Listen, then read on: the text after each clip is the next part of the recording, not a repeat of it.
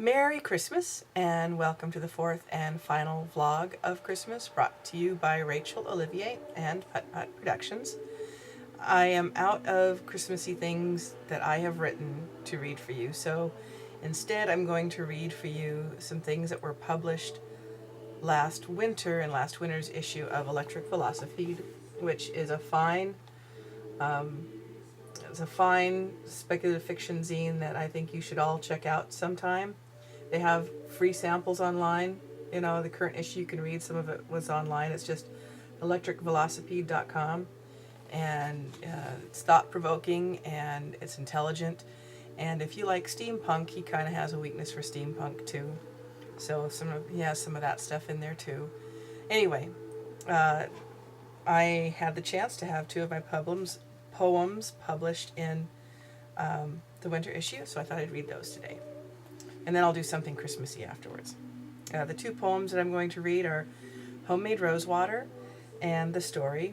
The Homemade Rosewater I wrote when I was living up in the Northlands, up in Bellingham. It's kind of a homey type poem. And The Story is something I wrote down here in Southern California, and it's a much more Southern California poem.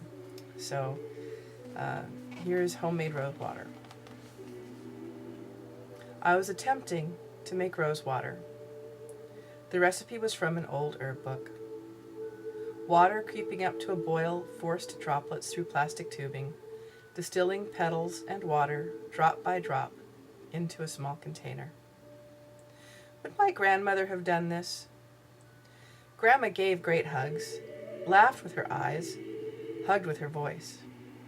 This while canning tomatoes, snapping green beans, making pickles, preserving fruit, jams and jellies, taking care of small grandchildren. Too busy distilling life to worry about rosewater. We talked by candlelight, you with your hands, ideas bubbling over, you knocked over the wine. Eyes laughing, your smile embraced me as we watched the waiter clean up the spill.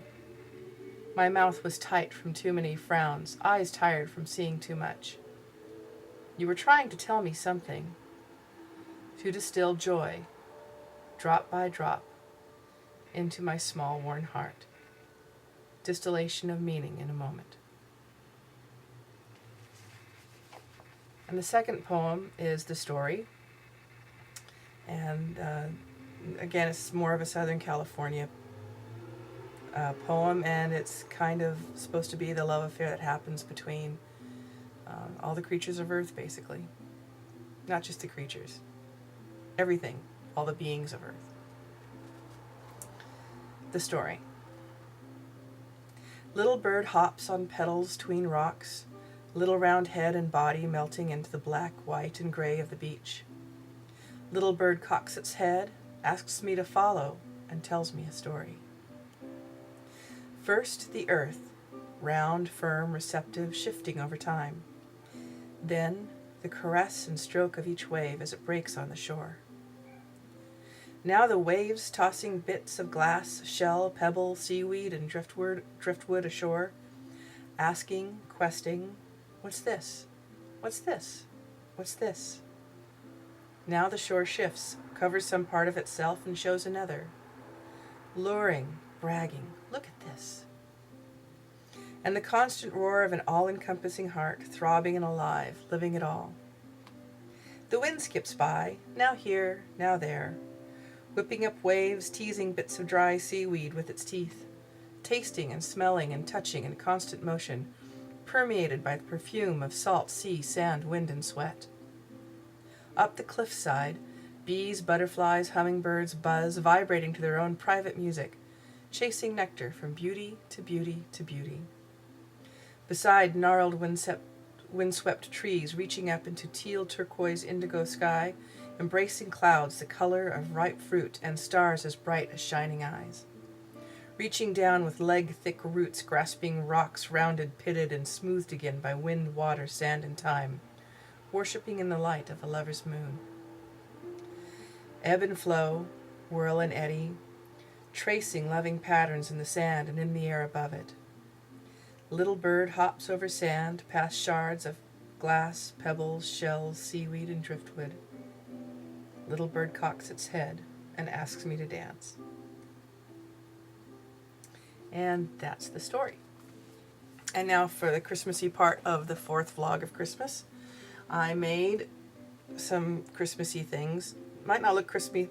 I've noticed here in Los Angeles, people don't exchange baked goods. Like when I was growing up, Mom made stollen and gave it to all the neighbors. And here my neighbors really don't care. I've tried giving it away. I've tried giving it away to my friends. Everyone's trying to keep skinny. Nobody likes the stuff I bake anyway, because I don't make the butter cookies, because I like things that are spicier.